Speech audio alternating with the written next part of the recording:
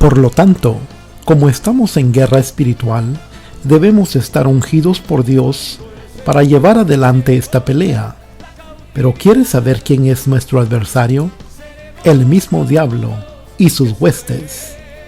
En la ciudad de Córdoba, un periodista escribió en un diario: hay uno que grita y se pelea toda la noche con el diablo, a grito vivo, y no sé si el diablo se va o se asusta. Lo que sí sé es que lo deja sordo de tanto que le grita. La gente puede decir lo que quiera, pero nosotros le haremos la guerra a nuestro adversario, el diablo.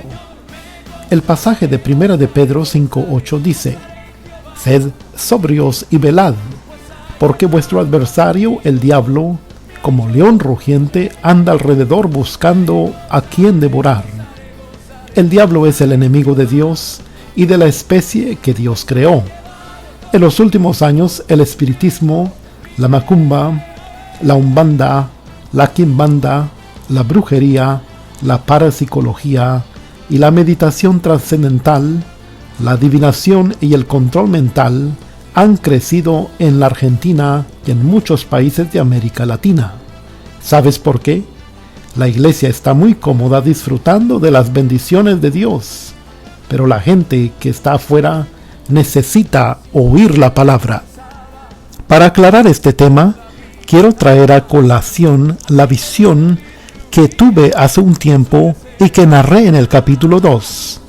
Esta visión del Señor me llevó a un bello lugar que creí el paraíso. Allí todo era paz y alegría. En la visión no solo contemplé este lugar, también vi uno cercano a una altura de 5 metros. Me acerqué y me asombré cuando vi la multitud allí. Todos estaban casi desnudos, tirados en el suelo. El calor era abrasador. Algunos miraban hacia el oasis como con sus ojos perdidos. Sus cuerpos estaban casi esqueléticos y sus labios agrietados por la sed. Extendían sus manos y gimiendo decían: ayúdenos, por favor. A lo lejos veía a otros acercarse, tambaleándose y diciendo: por favor, necesitamos ayuda. Era un sinnúmero de lamentos. Entonces entendí que la Iglesia de Cristo está disfrutando de los beneficios de Dios y su prosperidad espiritual, mientras permanece indiferente frente a un mundo que gime. Participamos de importantes actividades, congresos, seminarios, simposios, reuniones sociales, programas especiales en lujosos auditorios, cuando Jesús nos dijo: id y predicad el Evangelio. El único y verdadero negocio del que Jesús se ocupa es de las almas perdidas. Salgamos al desierto a buscar a los perdidos. Ellos tienen hambre y sed de Dios, del Dios vivo. Un enemigo conocido. Tenemos un enemigo contra quien debemos pelear, pues intenta cada día arrebatar las almas para que no sean de Cristo. Efesios capítulo 6, verso 10 al 12 dice: por lo demás, hermanos míos, fortaleceos en el Señor y en el poder de su fuerza. Vestíos de toda la armadura de Dios, para que podáis estar firmes contra las acechanzas del diablo. Porque no tenemos lucha contra sangre y carne, sino contra principados, contra potestades, contra gobernadores de las tinieblas de este siglo, contra huestes espirituales de maldad en las regiones celestes. Esto nos demuestra que Satanás se opone al avance del reino de Dios. El apóstol Pablo nos dijo que no luchamos contra hombres, sino que nuestra lucha es contra principados, potestades y huestes espirituales de maldad. Tenemos que conocer contra quién luchamos. Si Estados Unidos de América no hubiera conocido la fuerza que tenía Irak, probablemente nunca hubieran podido hacer lo que hizo. Estados Unidos sabía con qué fuerza contaba su enemigo y golpeó certero y justo. Creo que cuando sabemos a quién nos enfrentamos, luchamos como debemos. Además tenemos la posibilidad que Dios nos ha dado de tener la victoria asegurada.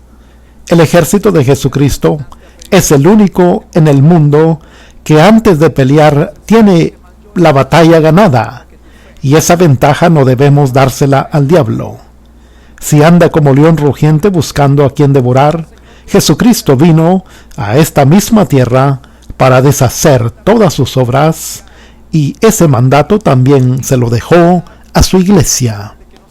El reino de las tinieblas. En el reino de las tinieblas existen jerarquías. Según la palabra de Dios, Satanás es el jefe supremo del reino. Mateo capítulo 12, verso 36. Y del ejército de las tinieblas. Salmo 78, verso 49. Y recorre su reino andando por toda la tierra. Job capítulo 1, verso 7.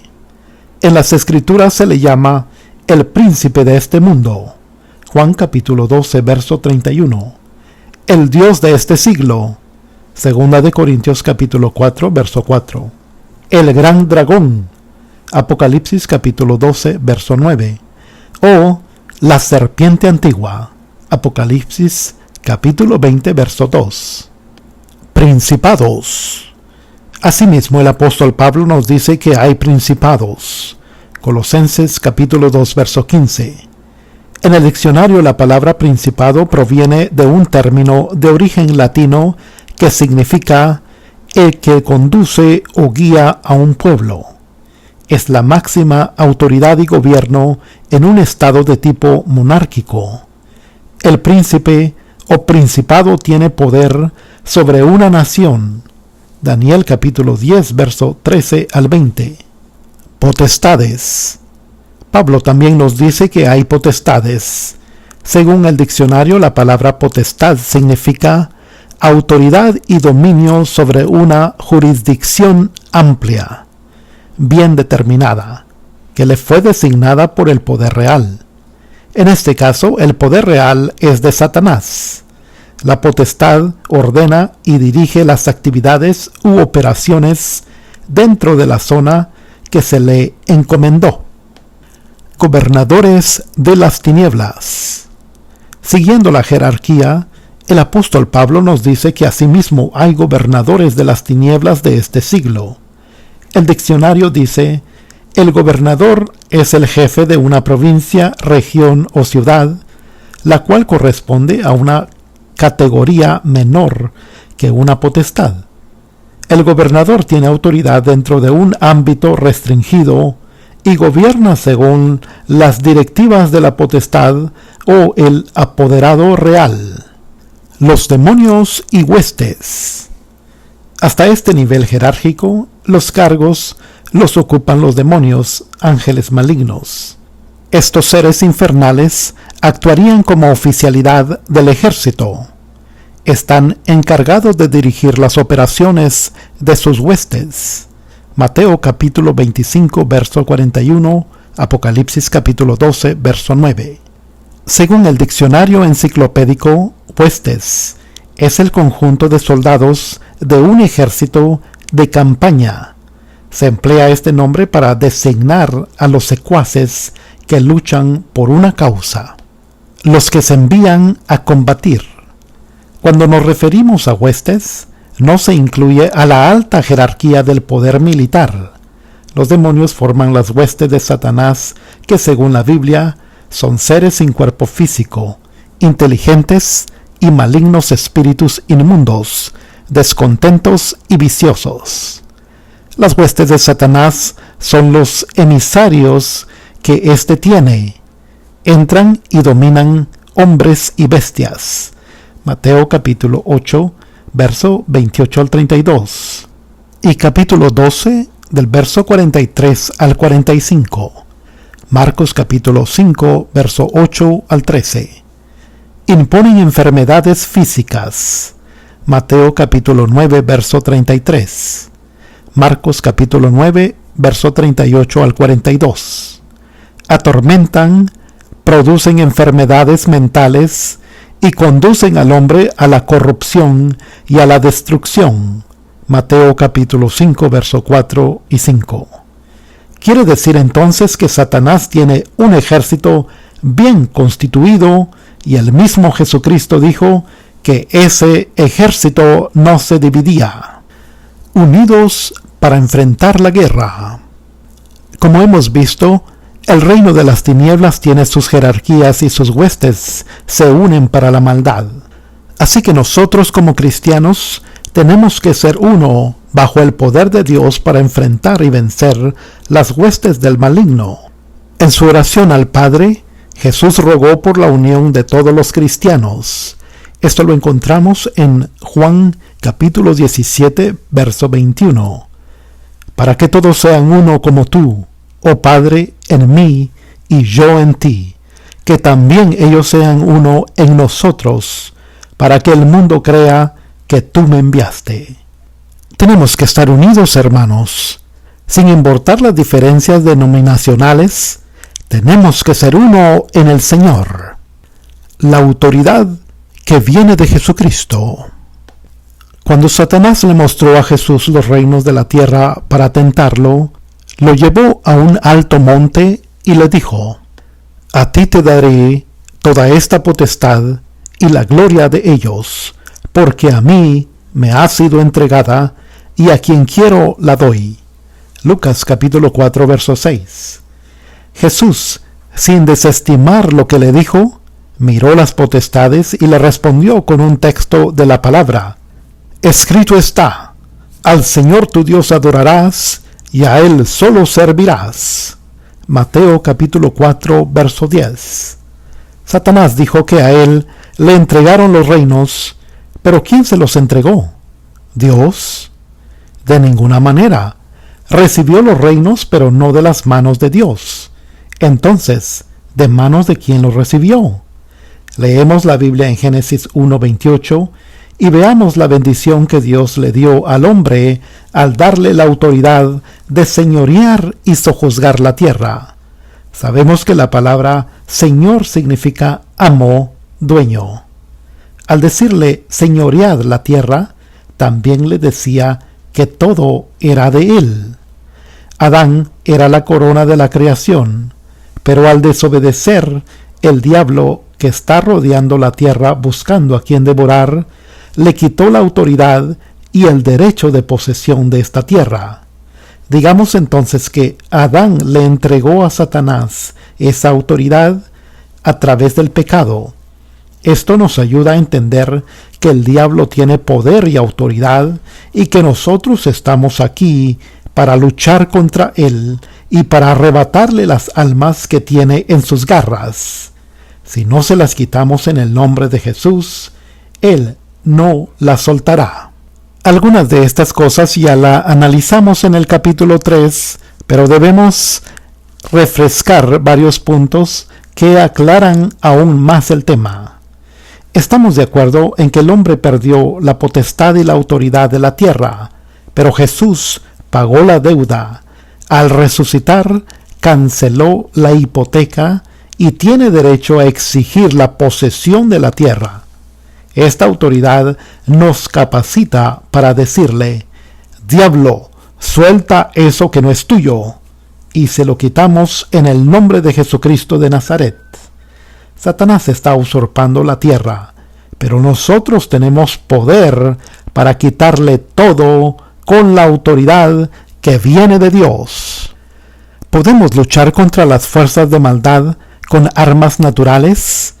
¿Con una ametralladora o con una bomba atómica? No podemos. Pero tenemos algo más poderoso. Tenemos al Espíritu Santo y la unción de Dios. Eso vale más que todas las bombas nucleares juntas. ¿Cómo debemos luchar? Como lo hizo Daniel, al quien el varón de Dios le dijo: Daniel, no temas, porque desde el primer día que dispusiste tu corazón a entender y a humillarte en la presencia de tu Dios, fueron oídas tus palabras, y a causa de tus palabras yo he venido. Daniel capítulo 10, verso 12. Daniel estaba orando con entendimiento porque había comprendido quién era su enemigo, pero igualmente duró 21 días la resistencia del príncipe de Persia. Los principados diabólicos se opusieron a la respuesta de Dios. Véase Daniel capítulo 10. ¿Qué palabras habrá pronunciado Daniel? Puedo imaginarme a Daniel tirado en el suelo diciendo: «Oíme bien, Satanás, suelta a esta ciudad, suelta a esta nación». Me imagino que también que le habrá demandado al diablo, con el poder y la autoridad del Espíritu Santo que estaba sobre él, que soltara a los que tenía bajo su poder. A veces reclamamos algo durante 2 o 3 días y después dejamos de hacerlo. Tenemos que arrebatarle al diablo todo lo que nos robó. Usted debe ser firme y constante en sus oraciones.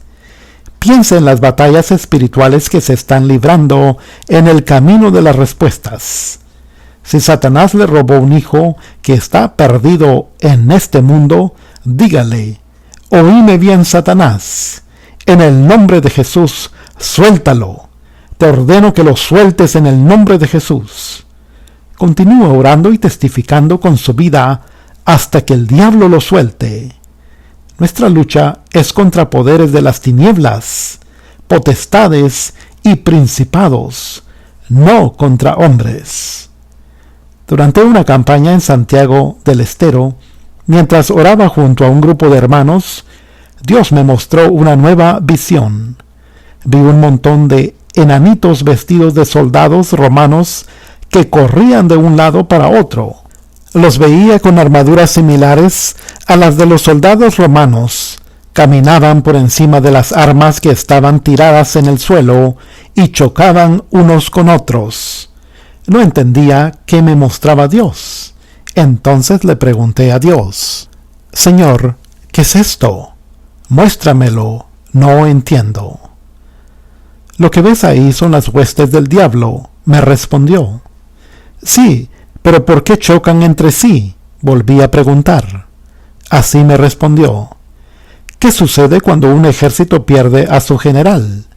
No saben qué rumbo tomar, así que ellos no saben hacia dónde ir», fue la respuesta.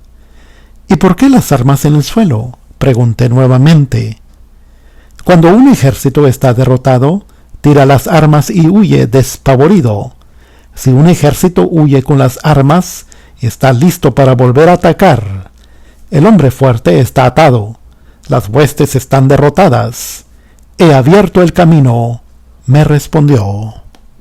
Ahora entenderá por qué después de la lucha espiritual tan grande que vivimos en Santiago del Estero, se convirtieron 26,000 personas de las 200,000 que habitan en esa provincia. El diablo fue vencido. Satanás cegó el entendimiento de los incrédulos. Cuando el evangelio está encubierto, los que se pierden no lo descubren, está oculto a sus ojos. 2 de Corintios capítulo 4, verso 3. Entonces, ¿qué podemos hacer? Vamos a ponernos de rodillas y decirle: «Oíme bien, Satanás, demonio de incredulidad, suelta las mentes que tienen tomadas, en el nombre de Jesús de Nazaret». Eso es lo más eficaz. Mis primeras campañas las realicé en las villas de emergencias. Me llamaban el pastor de las villas. Hombres conocedores de la Biblia decían: «Lo que predica Carlos solo puede predicarlo allí». Tenía preparados solamente 3 mensajes. A cada lugar que iba no podía predicar más de 3 días. Luego me invitaron a predicar a un lugar donde vivían personas de un alto nivel social, una zona de casas residenciales. Allí vivía la hija del entonces presidente de la nación. ¿Sabe qué prediqué? Lo mismo que en la villa. ¿Y sabe cuál fue el resultado? El mismo. Lo importante no es lo que digamos nosotros, sino la obra que el Espíritu Santo hace en la gente. Por más que le regale a alguien una motocicleta o un auto, no se va a convertir. No es con argumentos y astucias humanas que logramos llevar un alma al Señor. Cuando la iglesia en el nombre de Jesús le arrebata al diablo lo que éste usurpó, y en cuanto el espíritu diabólico se va, la persona entenderá la luz del Evangelio. Esta resplandecerá en su vida. Si nosotros utilizamos este método, miles de almas se convertirán al Señor. Capítulo 13. Guerra Espiritual 2. En 1987, un pastor de México fue a verme mientras yo estaba en la ciudad de Los Ángeles y me dijo: hermano, hace un año tuve una visión. Hoy he venido especialmente a verlo para contársela. Mientras dormía, Dios me sacó del cuarto y me elevó hasta que pude ver a todo el continente americano. Cuando sobrepasaban los países sudamericanos, pasé por Argentina. Había un gran silencio allí. No puedo precisar bien qué ciudad era. Supongo que se trataba de Buenos Aires. Entonces le pregunté al Señor: ¿por qué aquí hay silencio? Y Él me dijo: porque aquí el hombre fuerte está atado y la iglesia ha obtenido la victoria. También el Señor me dijo algo más. El ministerio de Carlos es el mismo de la iglesia. Él no tiene ningún ministerio especial. Si la iglesia creyera en mí, en mi nombre echaría fuera demonios, hablaría nuevas lenguas, pondría las manos sobre los enfermos y sanarían. Esto me ha dicho el Señor y debía transmitírselo. En verdad, el ministerio de la Iglesia de Cristo es el que usted puede usar en esta tierra. Si así lo hace, los enfermos sanarán, los demonios saldrán dando voces y el poder de Dios se manifestará sobre las vidas. El ministerio de la Iglesia de Jesucristo es el que intentamos mostrar a lo largo de todas estas páginas. Estas señales seguirán a los que creen. No siguen solamente a Carlos Anacondia ni al pastor de la iglesia. La Biblia dice que estas señales seguirán a los que creen, y los que creemos somos nosotros. Si no le quitamos al diablo lo que tiene en sus garras, estamos perdidos. Satanás tiene el dominio sobre la televisión, la radio, los medios de prensa, pero si los medios están en las manos del diablo, ¿cómo se lo quitamos? Por supuesto, lo primero que debemos hacer es orar e interceder día y noche. Debemos ordenarle a Satanás que suelte los medios de comunicación de esta ciudad en el nombre de Jesús. Recuerda lo que narramos en el capítulo 3 sobre la gran campaña realizada en 1992. Esto sucedió en Tucumán, donde no solo transmitimos nuestra reunión, sino que hicimos una cadena de transmisión. Había 4 medios allí, 2 de ellos televisivos, y eran los más importantes de la ciudad. Tuvimos todos esos medios en nuestra mano, de manera que le dije a mis colaboradores: vamos a transmitir únicamente por el canal 5. El otro canal lo dejamos libre para que no digan que queremos revolucionar la ciudad. Así que fue que salimos al aire simultáneamente por radio y por televisión. Pero el otro canal, el que no habíamos contratado, tuvo un problema en su antena y no pudo transmitir ninguna programación. Esa noche, lo único que pudo escuchar toda la ciudad fue la palabra de Dios. ¿Piensa que el diablo nos entregó los medios de comunicación de la ciudad porque éramos buenos? Estaría mordiéndose la cola y retando a un grupo de príncipes y potestades diciéndoles: ¿qué hicieron? ¿Qué hicieron? ¿Por qué soltaron? Miren lo que están haciendo estos cristianos.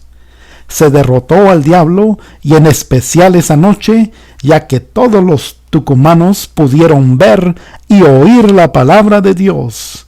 Y eso no fue por obra y arte de Carlos Anacondia, ni del dinero que pudimos pagar, que en realidad no fue mucho, pues ni siquiera llegó a ser el 30% de lo que nos pidieron originalmente.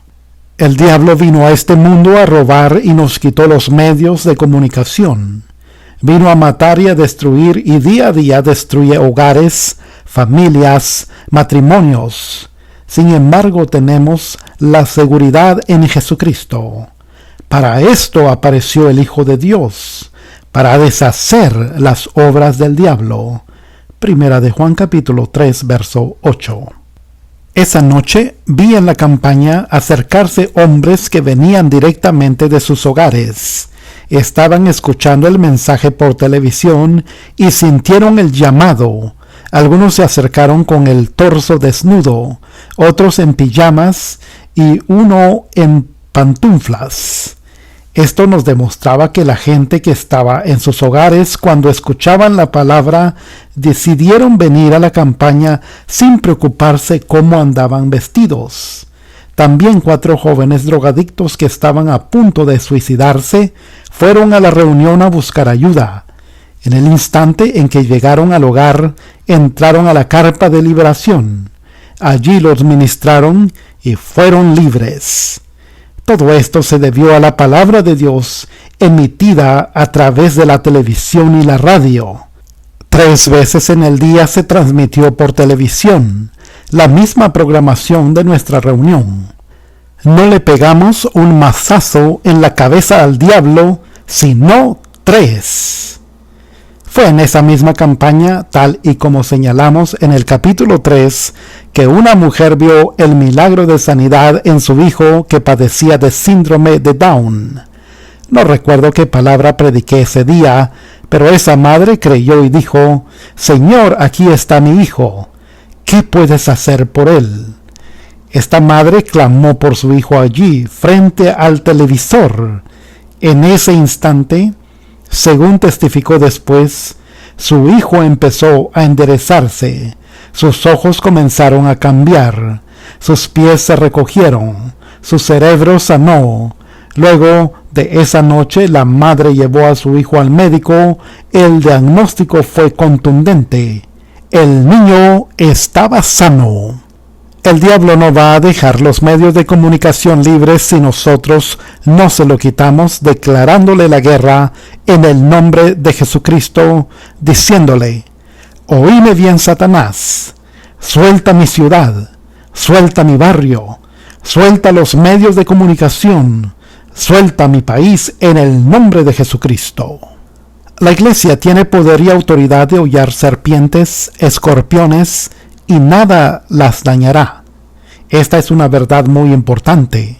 Sin duda ya ha leído las veces que me han intentado matar, pero gloria a Dios que el Espíritu Santo y los ángeles del Señor están siempre cerca para ayudarme y guardarme. Después de revolver tantos nidos de serpientes diabólicas, puedo afirmar que nada nos puede dañar.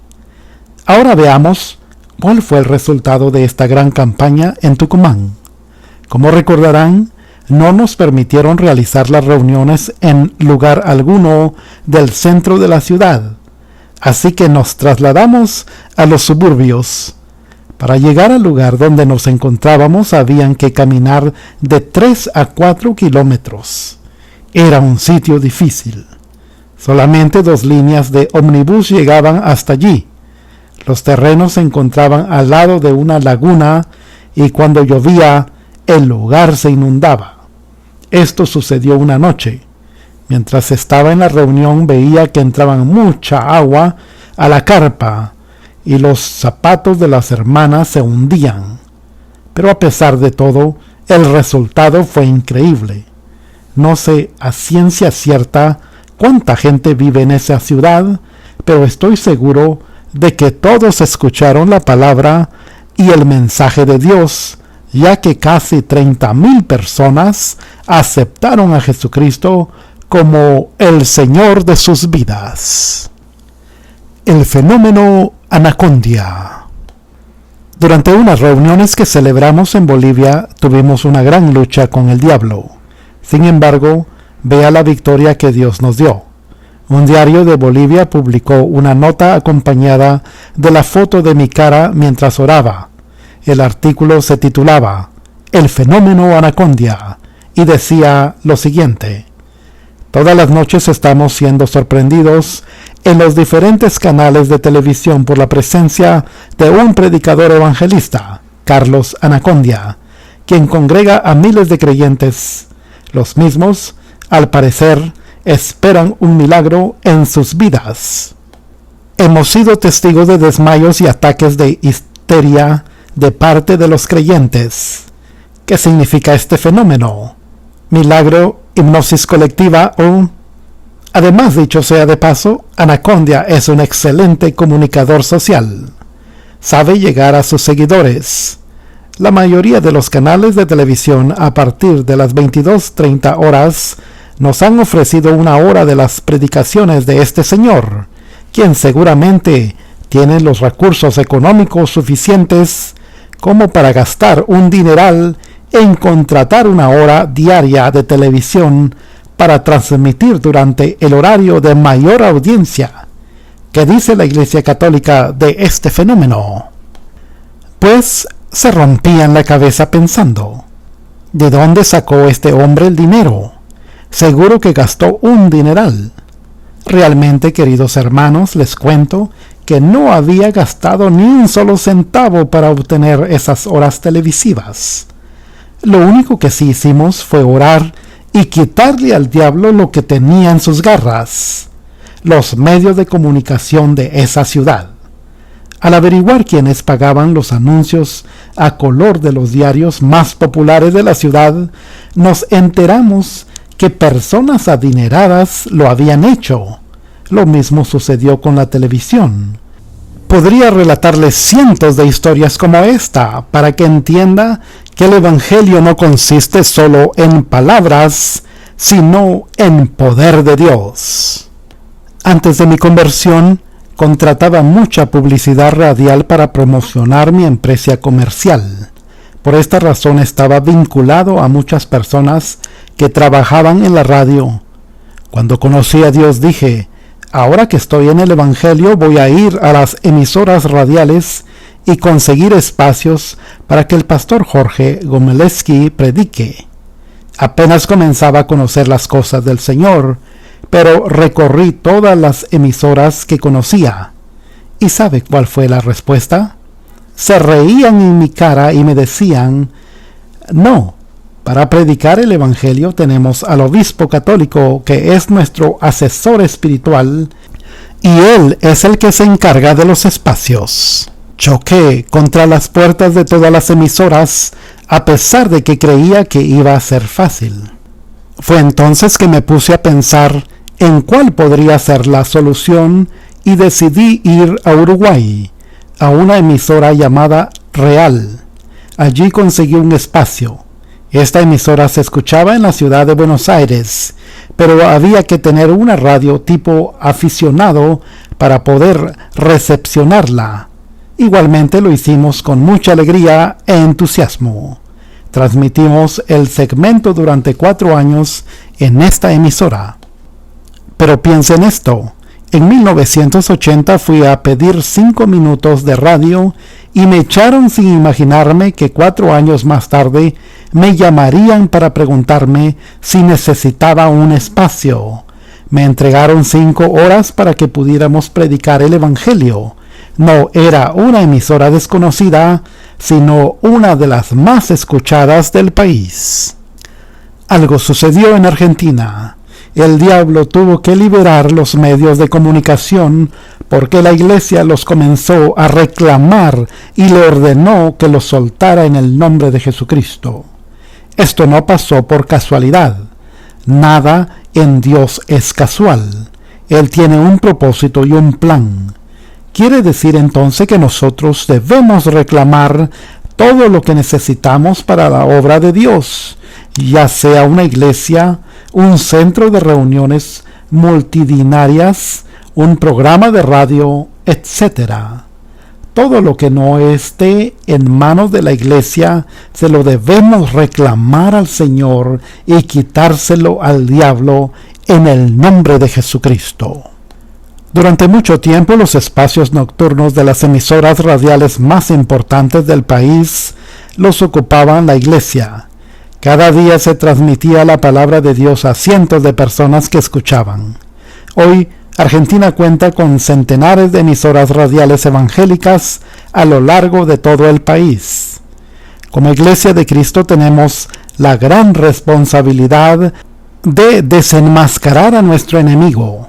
Debemos considerarnos como miembros del ejército de Dios, fuertemente unidos en amor al cuerpo de Cristo para luchar en forma organizada.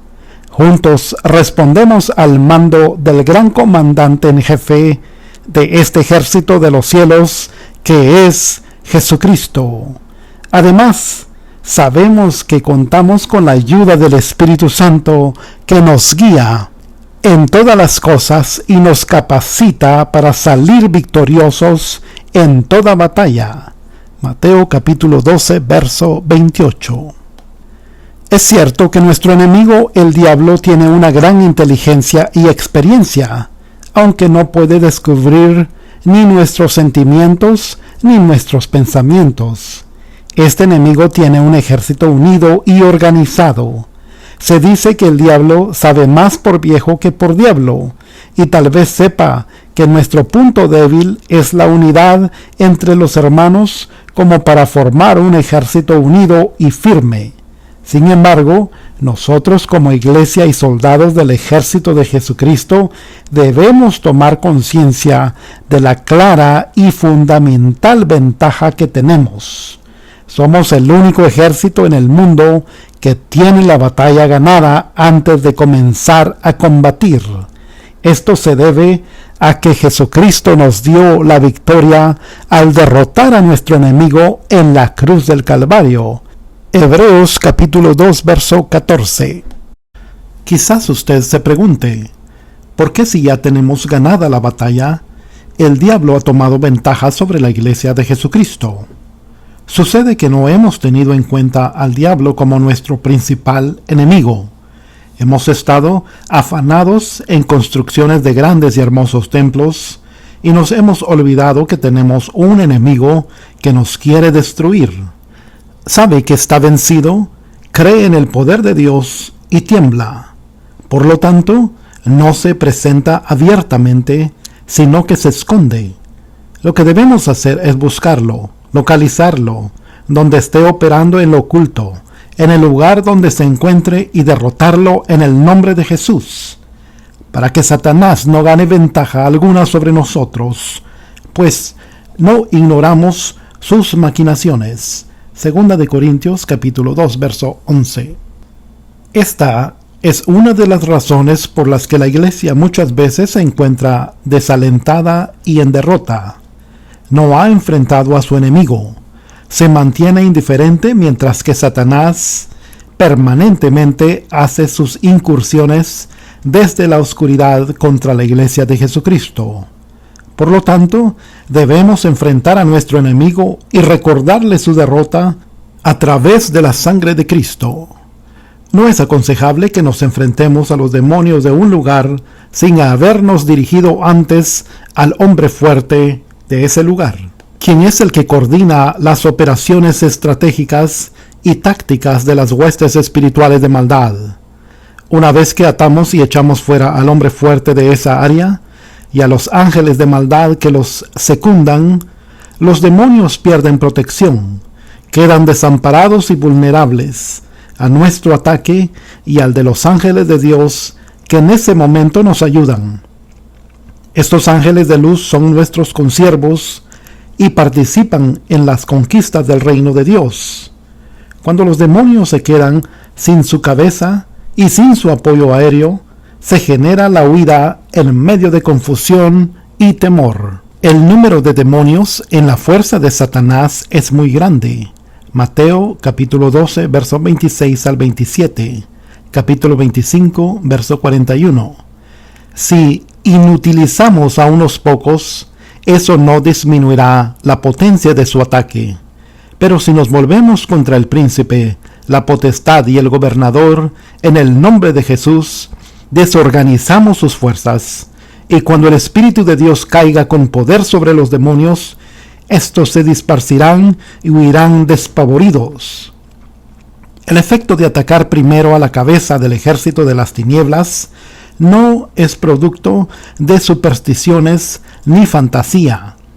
Lo comprobamos en cada reunión de campaña. Desde el comienzo, siempre se buscó pisar la cabeza de la serpiente para quitarle toda autoridad e inteligencia a fin de anular la efectividad combativa de su cuerpo. Una de las experiencias más importantes que viví durante las primeras campañas del ministerio en 1983 y 1984 fue en la ciudad de Balnearia del Mar de Plata, Argentina. Las iglesias de esa ciudad organizaron una gran campaña en un estadio.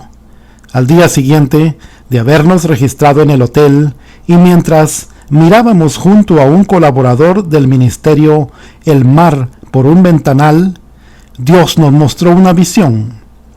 Vimos en el agua 3 gigantes sosteniendo un vidrio que limitaba la entrada a la ciudad de millones de demonios que querían hacerlo. Esos gigantes eran ángeles que no permitían que los demonios entraran a la ciudad. Los demonios estaban atados antes de comenzar las reuniones. El impacto que causó la campaña en aquella ciudad fue tan grande que marcó un hito para los habitantes del lugar.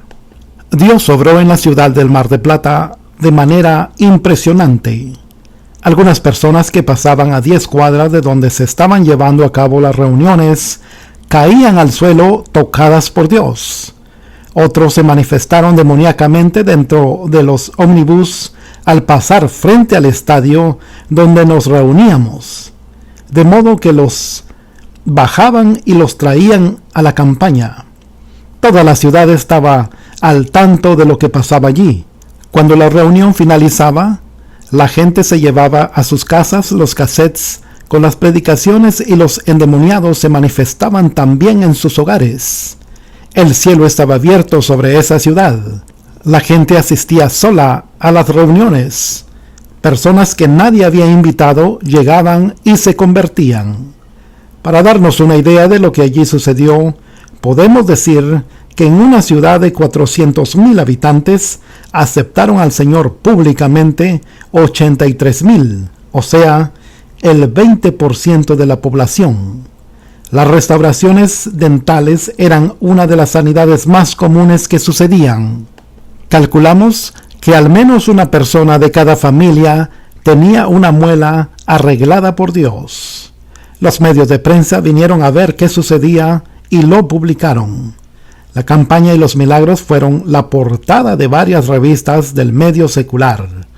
Nada más explícito que aquella visión que Dios me mostró antes de comenzar las reuniones en Mar de Plata para saber que los demonios y potestades espirituales estaban atados. Esta guerra espiritual que cada día a día libramos es una lucha que no tiene fin. Si nos detenemos, sin duda vamos a perder lo que hemos conquistado. A lo largo de tantos años de ministerio he recorrido muchos países de este mundo y he visto mucha religión, demasiadas estructuras y tradicionalismo, pero muy pocas lágrimas por las almas perdidas. Si queremos conquistar esas vidas, debemos pelear diariamente una guerra espiritual. Sexta parte. Los enfermos sanarán.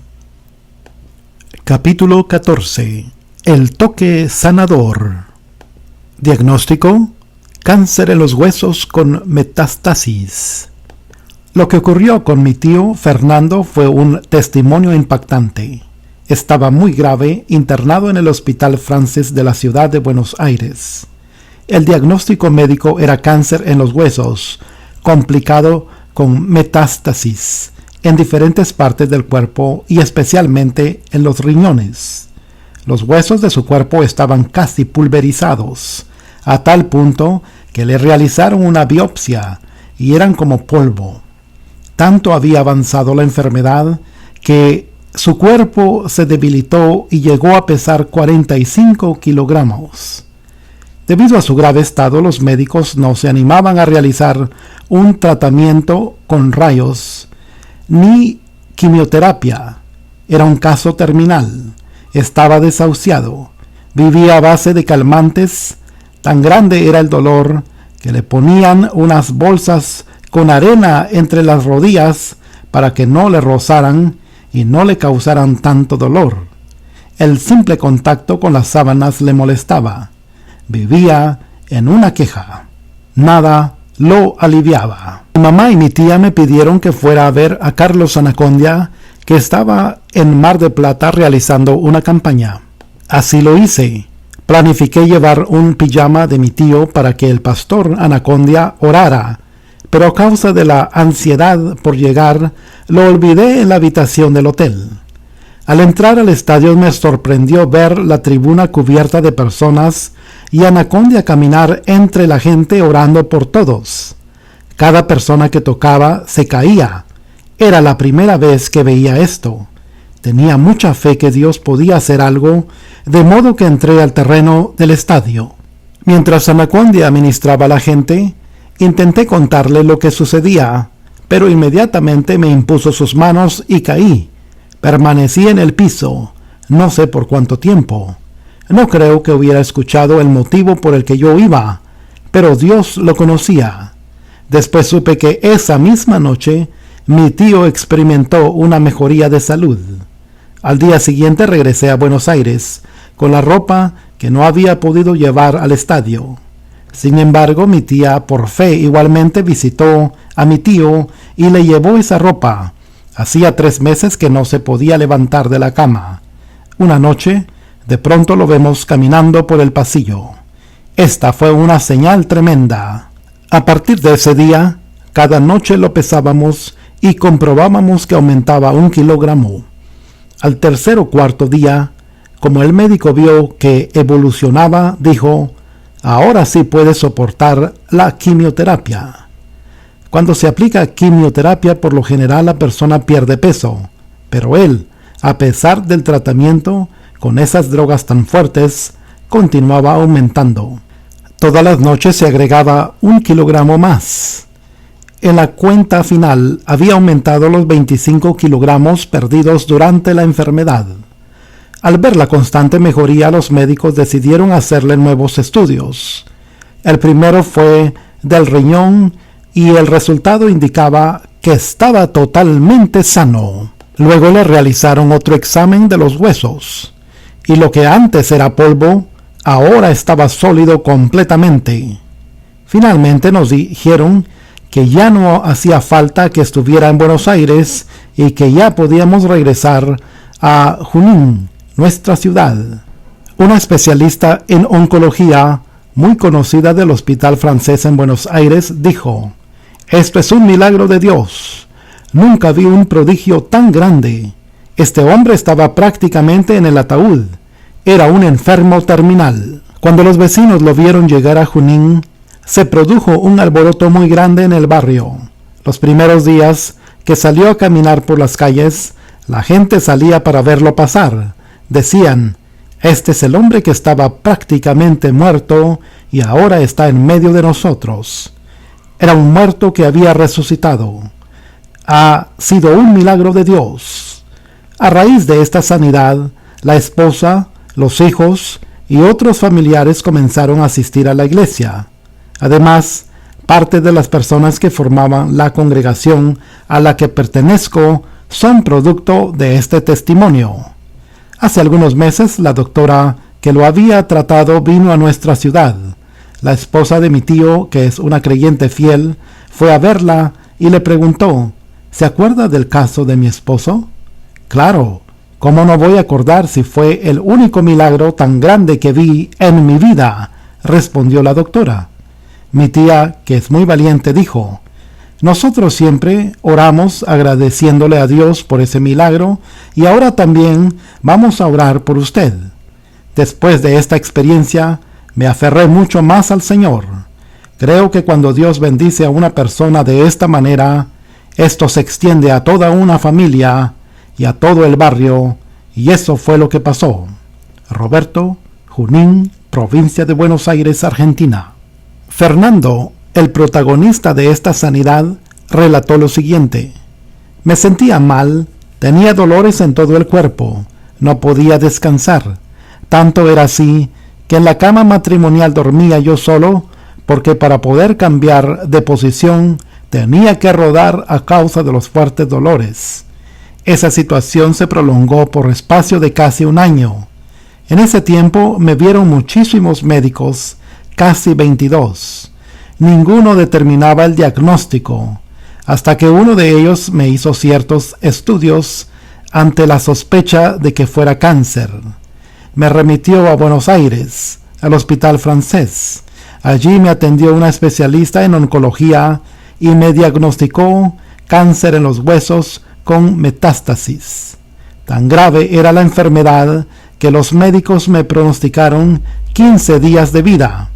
Había adelgazado tanto que no me podía sentar porque corría el riesgo de que se me quebrase la columna vertebral. Cuando mi sobrino fue a la campaña de Anacondia en la ciudad de Mar del Plata para pedir oración por mí, allí comenzó la mejoría. Dejé de sentir dolor y recuperaba el peso cada día.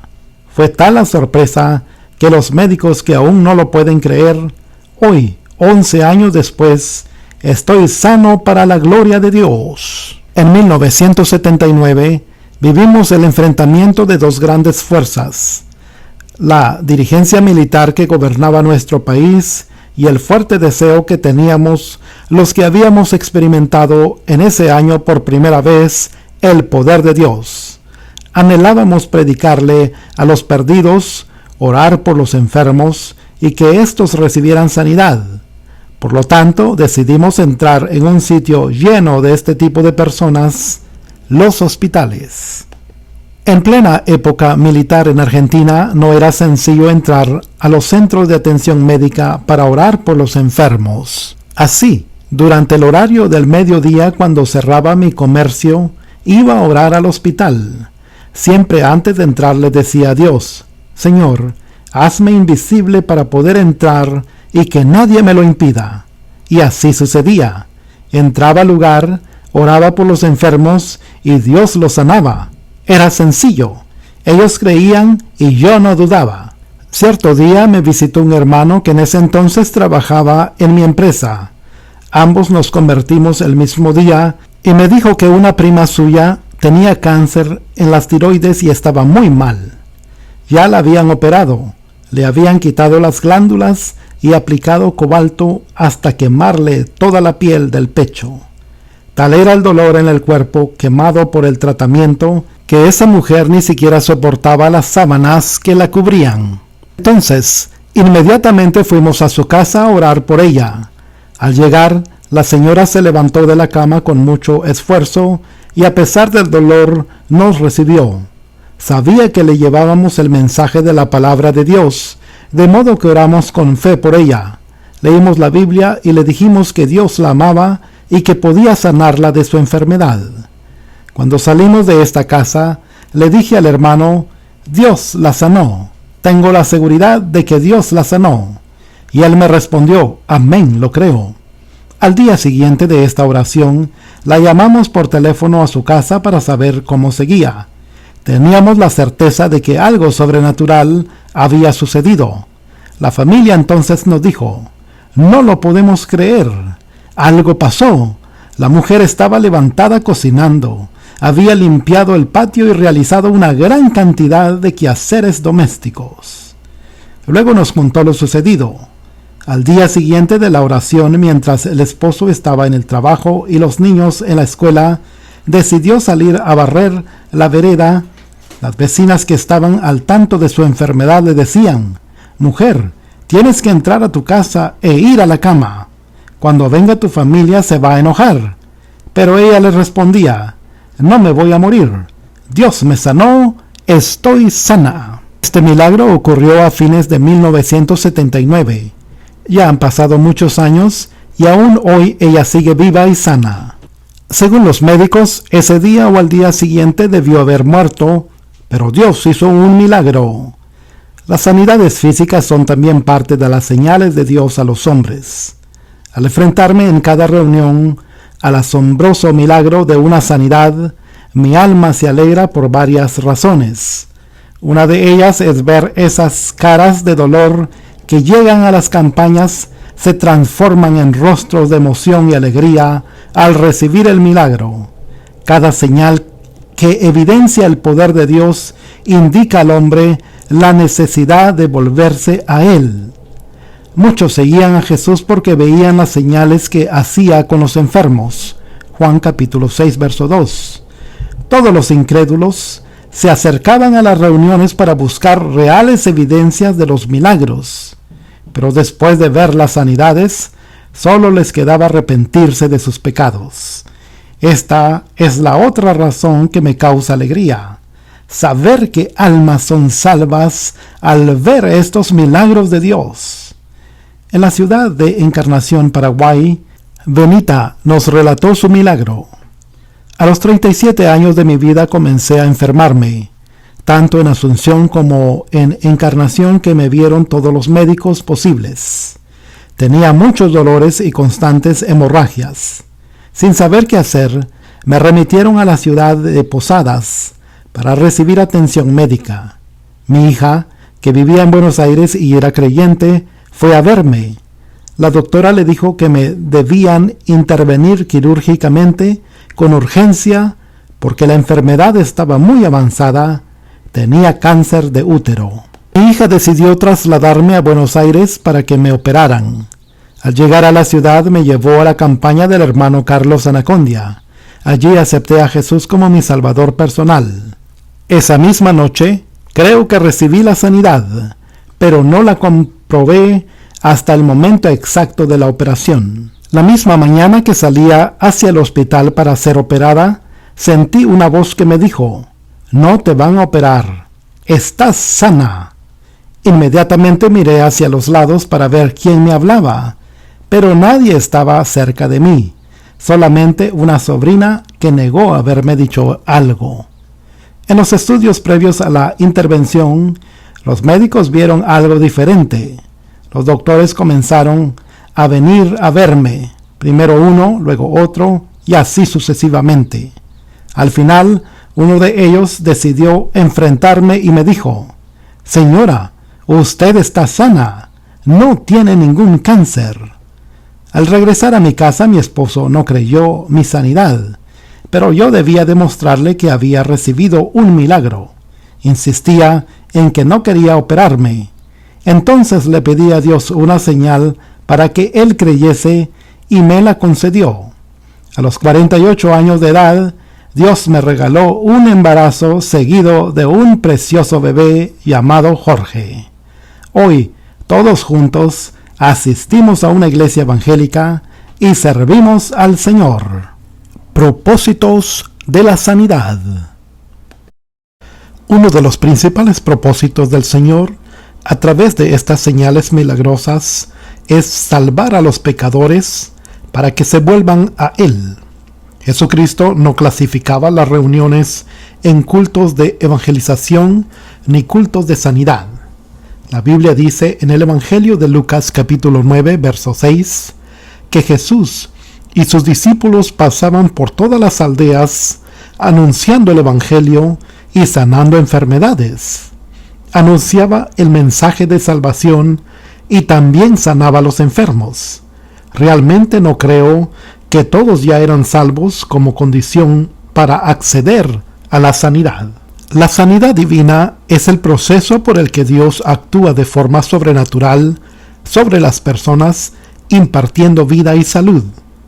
Esta transformación que se produce en un enfermo al recibir sanidad es únicamente un proceso sobrenatural divino. Debemos destacar que no nos estamos refiriendo en este caso a la intervención científica de la medicina, a la cual respetamos y aceptamos, sino únicamente a la actividad sobrenatural de la sanidad. Estudiando las sanidades que describe la Biblia, gran cantidad de ellas fueron el resultado de la misericordia de Dios. Muchos expresaban: «Señor, ten misericordia de mí». Entonces Jesús se compadecía y los sanaba. Las multitudes de afligidos seguían a Cristo buscando el milagro. En Marcos capítulo 6, verso 34, vemos que Jesús salió y vio una gran multitud y tuvo compasión de ellos, porque eran como ovejas que no tenían pastor. De manera que comenzó a enseñarles muchas cosas. Jesús aprovechaba estas grandes reuniones de personas que se sentían atraídas por las sanidades y les enseñaba. Ahora veamos con más profundidad cuál era el verdadero motivo por el que Jesús sanaba.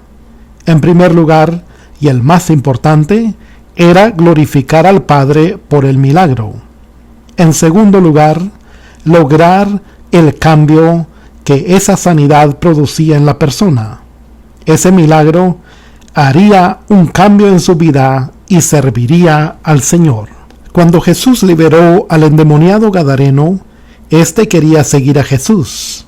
Sin embargo, él no lo dejó y le dijo: «Vete a tu casa y a los tuyos, y cuéntales cuán grandes cosas el Señor ha hecho contigo, y cómo ha tenido misericordia de ti». Marcos capítulo 5, verso 19. Ese era el plan que tenía preparado para esa vida: ser mensajero del milagro del Evangelio. Esa liberación fue el impulso para ser un gran predicador del Evangelio. ¿Acaso usted no lo hubiera sido? Hay diversas formas de orar por los enfermos, pero veremos en forma particular la utilizada en este libro desde el inicio. Sobre los enfermos pondrán sus manos y sanarán. Marcos capítulo 16, verso 18. Esto lo he experimentado a lo largo de toda mi vida cristiana. Cientos de personas han sido sanadas al imponer las manos sobre ellas. Imponer las manos. Hay poder en el toque de las manos. Muchas veces Jesús también sanó tocando al enfermo, pero en realidad no fue el único método que utilizó. Aunque la primera vez que Jesús sanó durante su ministerio terrenal fue tocando a la persona, o sea, por imposición de manos. Observemos la escena que nos relata Marcos capítulo 1, verso 31. Jesús va a ver a la suegra de Pedro y nos dice la palabra que la tomó de la mano, la levantó e inmediatamente cesó la fiebre. Con referencia al mismo pasaje, pero relatado por Lucas, extraemos otro detalle que se agrega a esta hermosa sanidad. Aquí nos dice que Jesús, al acercarse a la suegra de Pedro, se inclinó hacia ella, reprendió la fiebre e inmediatamente recibió sanidad. En el paralelismo de este pasaje, determinamos la actitud de Jesús hacia la enferma.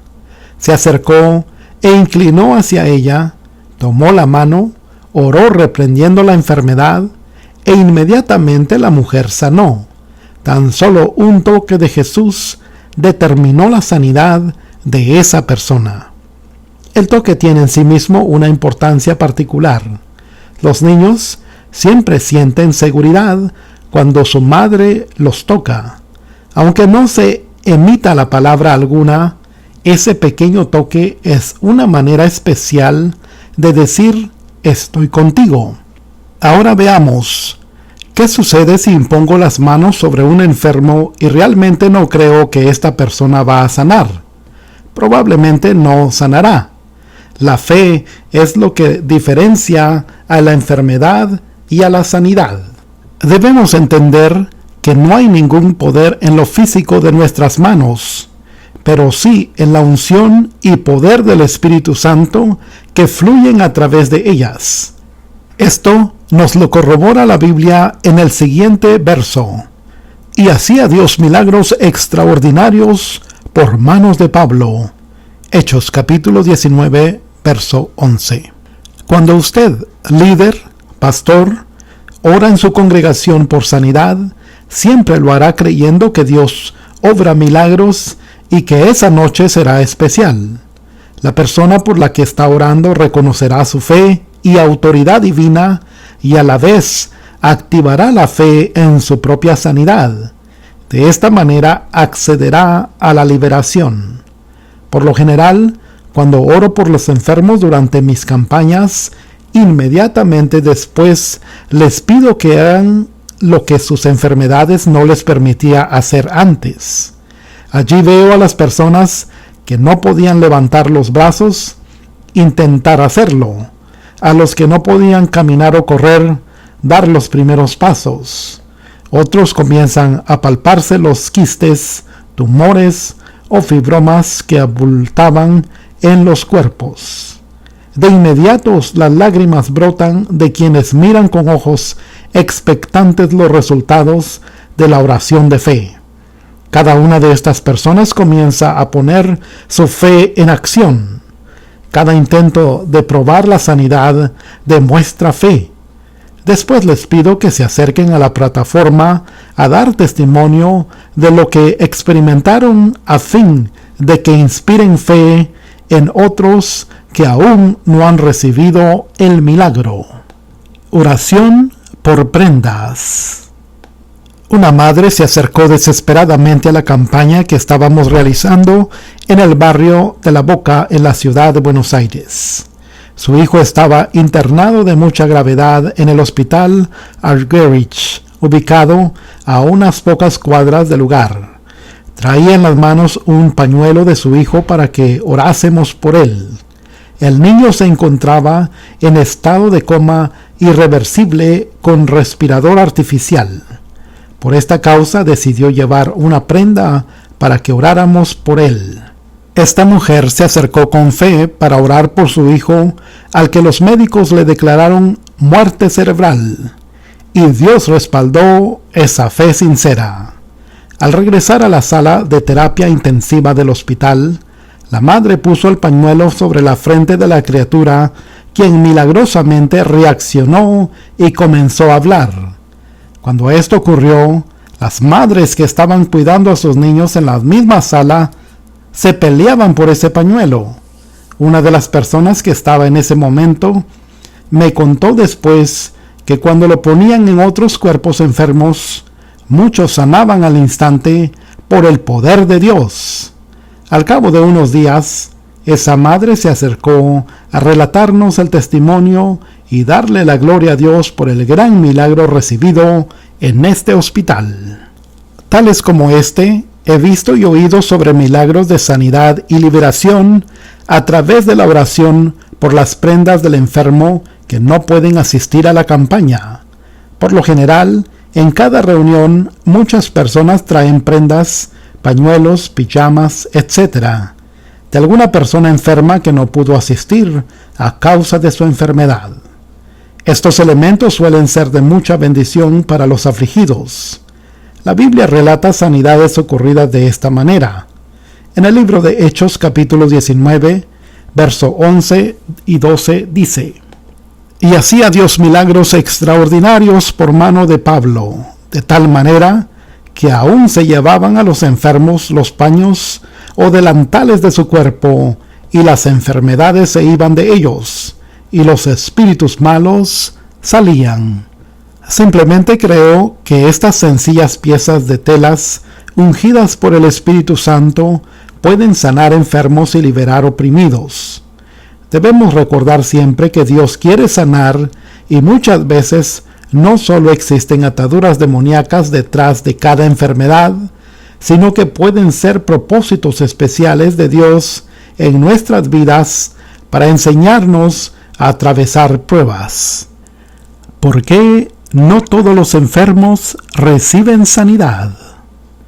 Cada noche llegan a las reuniones personas con las más diversas enfermedades físicas y espirituales. Muchos testimonios de sanidad y liberación se narran durante el transcurso de la reunión. De esta manera, inspiran la fe de los asistentes. Algunos me preguntan por qué de cientos que asisten solo algunos sanan. Me gustaría recordar junto a ustedes cuando Jesús estaba en el estanque de Betesda. Según el Evangelio de Juan capítulo 5, allí habían muchos enfermos, cojos y ciegos y paralíticos. Pero Jesús se acercó solamente al paralítico y le preguntó: ¿Quieres ser sano? Si Jesús estuviese junto a nosotros, tal vez le preguntaríamos por qué solamente sanó al paralítico si había una multitud de enfermos. En todos estos casos, debemos creer por fe en la soberanía de Dios. No puedo decir que la causa de no recibir sanidad es por falta de fe. Soy testigo de muchas personas que han asistido a las reuniones sin fe, solo para curiosear, y Dios las ha sanado.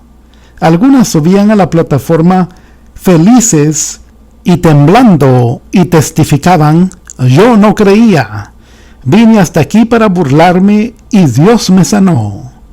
En la mayoría de los pasajes la Biblia indica que Jesús sanaba a todos los enfermos.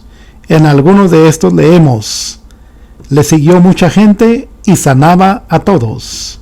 Mateo capítulo 12, verso 15. Y toda la gente procuraba tocarle, porque poder salía de él y sanaba a todos. Lucas capítulo 6, verso 19. Pero luego de intentar sacar alguna conclusión al respecto, al ver estos textos, entendí que todas estas personas iban directamente a Jesús a buscar sanidad. En la actualidad, muchos van a las campañas o a las iglesias en busca de tal o cual persona, y no en busca del gran sanador que es Jesucristo. Ese es el error y la gran diferencia. Buscan la sanidad y no al sanador. En los tiempos de Jesús había una mujer que hacía 12 años que padecía de flujo de sangre. Ella, dice la Biblia, pensó: si tocare solamente su manto, seré salva. Así lo hizo. Pero Jesús notó que alguien lo había tocado con fe. Así que, volviéndose, le dijo: ten ánimo, hija, tu fe te ha salvado. Y nos cuenta luego que la mujer fue salva desde aquella hora. Véase Mateo capítulo 9, verso 20 al 22. Esta mujer, que sufrió por tantos años de una hemorragia constante, al ver a Jesús buscó primeramente en él la salvación, y también halló de inmediato la sanidad. En una de mis últimas campañas ocurrió un caso sorprendente. La situación por la que atraviesan los países en este tiempo es realmente difícil. Las personas buscan con desesperación un milagro. Al finalizar las reuniones siempre bajo de la plataforma para orar por las personas. Pero esa noche, al comenzar a orar e imponer las manos sobre las cabezas, la gente comenzó a tomarme la mano y a pasarla de uno a otro hasta casi arrastrarme entre ellos. Nunca en tantos años de ministerio había vivido una situación semejante. Al regresar a mi hogar, le comenté a mi esposa lo sucedido. Entonces, sabiamente, María me respondió: ¿recuerdas cuando éramos recién convertidos, a quién le pedíamos que orara por nosotros? Nuestras rodillas eran las que confesaban nuestra dependencia de Dios. Nunca dependimos del toque de un hombre. Esta fue la mejor escuela en la que podíamos habernos graduado. Si la gente va a buscar la sanidad en Jesús, seguro que sanará. Pero si va en busca de anacondia, nunca se liberará de la enfermedad. Por eso es que constantemente recalco en mis reuniones: aquí está Jesús. Si logran entenderlo, saldrán sanos. En cierta ocasión, una de mis colaboradores me preguntó: ¿por qué los medios de comunicación no difunden los casos de sanidades tan importantes como los que presenciamos en nuestras reuniones?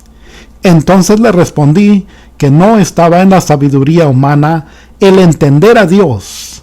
El hombre natural no puede entender las cosas sobrenaturales, no las puede discernir si no lo hace a través del Espíritu Santo. Hay testimonios impactantes y asombrosos, como el caso del excombatiente de la guerra de Malvinas. El joven, como resultado del combate, tenía medio cráneo de platino. Luego de asistir a las reuniones, Dios le creó los huesos en ese lugar. El metal desapareció. Esto fue un gran milagro que llegó a conmover a toda su familia y a la zona donde él vivía. En otra oportunidad, oré por un joven ciego que llegó a las reuniones junto a su lazarillo. Después de la oración recobró al instante la vista. Dio testimonio del milagro sucedido y nunca más lo volví a ver. Después de 4 meses, yo regreso a la misma ciudad para realizar una nueva campaña y veo que traen otra vez al joven de la mano para que orara por él. Entonces le pregunté qué había sucedido. Me contó que después de recobrada la vista, nunca más asistió a una iglesia. Se olvidó de Dios. Se olvidó de quien lo sanó. Ese día oré por él, pero no recuperó la vista. El joven desperdició la oportunidad que Dios le dio a pesar de que la sanidad anterior fue real. Entonces recordé cuando Jesús volvió a encontrar al paralítico y le dijo: mira, has sido sanado, no peques más, para que no te venga alguna cosa peor. Juan capítulo 5, verso 14. Tus pecados te son perdonados. Constantemente veo sanidades maravillosas efectuadas por Dios en las personas, pero pude asimismo observar que muchas enfermedades son el resultado de una vida sumergida en el pecado. Como notamos que la falta de perdón es un obstáculo para la sanidad, el pecado también lo es. Uno de los mejores ejemplos que podemos tomar al respecto se encuentra en Marcos capítulo 2, verso 1 al 12. Se trata de la historia del paralítico que 4 hombres llevaron a Jesús. Como la multitud les impedía acercarse, decidieron hacer una abertura en el techo. De esta manera pudieron hacer descender a su amigo en su lecho. Me gustaría que juntos reconstruyamos los hechos de este pasaje. La fe de los amigos debía ser muy grande. Sabían que Jesús podía sanar al paralítico, pero no era tan fácil tener acceso al Señor. La multitud les impedía acercarse, mucho más si llevaban una cama. Luego de varios intentos, alguno de ellos debe haber sugerido esto: ¿y si lo llevamos por el techo? Hacemos un agujero y con algunas cuerdas lo bajamos. El paralítico habrá dicho: ¿del techo? Bueno, en realidad deseo que Jesús ore por mí. Haré lo que sea necesario para lograrlo. Otro de los amigos quizás calculó el lugar exacto para entrar y los 4 juntos lo bajaron en su lecho. De pronto, mientras hablaba la multitud, Jesús ve descender al paralítico. Pudo percibir la fe del enfermo y de los 4 amigos. Toda esta movilización y despliegue demostraba fe en aquel que necesitaba sanidad. Entonces le dijo: Hijo, tus pecados te son perdonados. Reflexione por un segundo en lo que los amigos y la multitud pensarían en ese momento. Incluso usted, ¿qué pensaría? Jesús le perdonó los pecados, pero este hombre necesitaba sanidad, no perdón.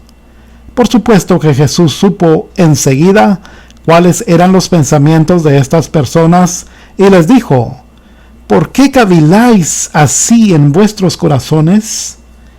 El significado de la palabra cavilar es fijar tenazmente la atención en algo. Hasta eso sabía Jesús de todos los presentes. Veamos la idea completa. La Biblia nos dice: y conociendo luego Jesús en su espíritu que cavilaban de esta manera dentro de sí mismos, les dijo: ¿por qué caviláis así en vuestros corazones? ¿Qué es más fácil, decir al paralítico: tus pecados te son perdonados, o decirle: levántate, toma tu lecho y anda? Jesús sabía lo que había dentro del corazón de aquel hombre enfermo. Sabía que había una barrera que impedía la sanidad: el pecado. Entre Dios, su bendición, y nosotros muchas veces existen barreras. Entonces Jesús quitó esa barrera y luego lo sanó. Cada vida tiene barreras antes de llegar a Cristo. Yo las tuve y supongo que usted también. Necesitamos la administración de su Espíritu a través del perdón para alcanzar la sanidad y la liberación espiritual. El perdón es tan importante en una vida que si la persona no se libera del rencor, ese puede llegar a enloquecerla. Tal fue el caso de Beatriz, quien nos contó lo siguiente. Mi infancia fue muy difícil y cruel. Mi juventud no fue diferente a pesar de que creí haber encontrado la felicidad al conocer a mi marido. Formamos una familia, teníamos una buena situación económica, pero el odio y el resentimiento se apoderaron de mi corazón. Pretendía creer que el dinero tapaba la verdad de mi interior, pero no era así. Por medio de una de mis hijas, me entero de que mi esposo me estaba siendo infiel con una joven compañera de trabajo. Ese odio latente en mi vida comenzó a crecer hasta desbordarse. Comencé a planear la mejor manera de matarlo y luego quitarme la vida. Varias veces intenté hacerlo con cuchillos, navajas, revólveres y diferentes medios contundentes. Aún hoy, mi esposo lleva esas marcas en su cuerpo. Este estado interior me sumió en una profunda depresión. Bajé más de 15 kilogramos, me transformé en anoréxica. Mi cuerpo ya no respondía a exigencias y vivía postrada en la cama. Mis hijos debían acompañarme hasta el baño. Me aseaban y atendían de día y de noche. Nunca estaba sola porque cada vez que podía intentaba quitarme la vida. Me tiré bajo un automóvil en movimiento. Busqué una estación de trenes para arrojarme sobre las vías, pero en cada oportunidad me salvaban y me llevaban a casa. No comía, no dormía, todos mis órganos se descompensaron y dejaron de funcionar normalmente.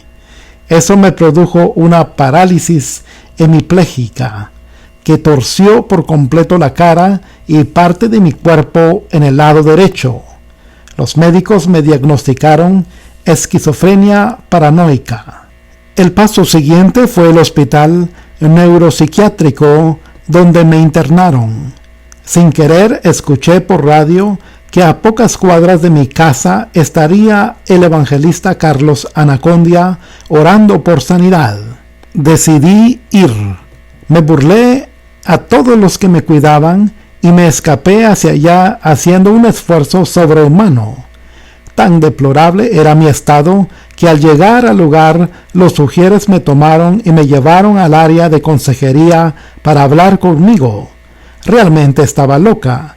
Mi mirada estaba extraviada y la detenía por varios minutos en una sola dirección.